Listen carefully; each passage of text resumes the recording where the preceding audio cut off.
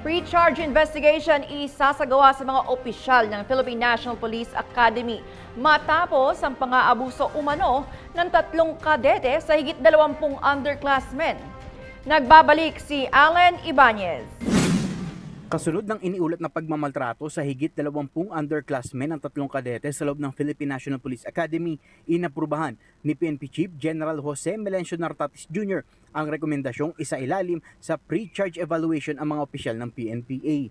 Kabilang sa mga opisyalis na isasalang sa investigasyon ang 2 general, 2 colonel at 2 major. Friday, I have approved the recommendation of the investigators, particularly the CADG, and as recommended by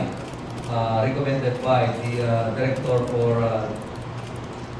Investigation and Effective Management for the conduct of full-blown investigation, that is for the conduct of pre-charge evaluation to the officers of the Philippine National Police Academy.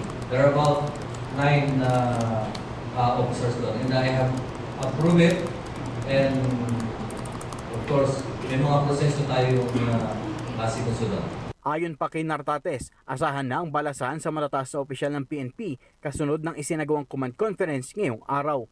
Bunsod pa rin ito ng naganap na pagmamaltrato ng 3 kadete sa 22 underclassmen kung saan sinabuyan ang likurang bahagi ng mga ito ng pinaghalong drain cleaner at muriatic acid bilang parusa.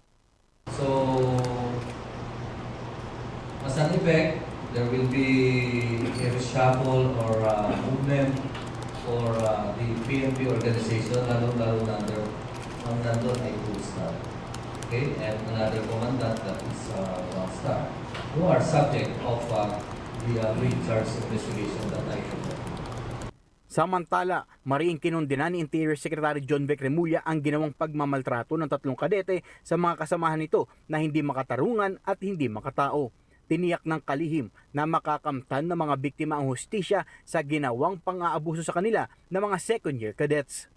But, to make sure, okay, walang arigluhan dito sa 3 nahuli nito.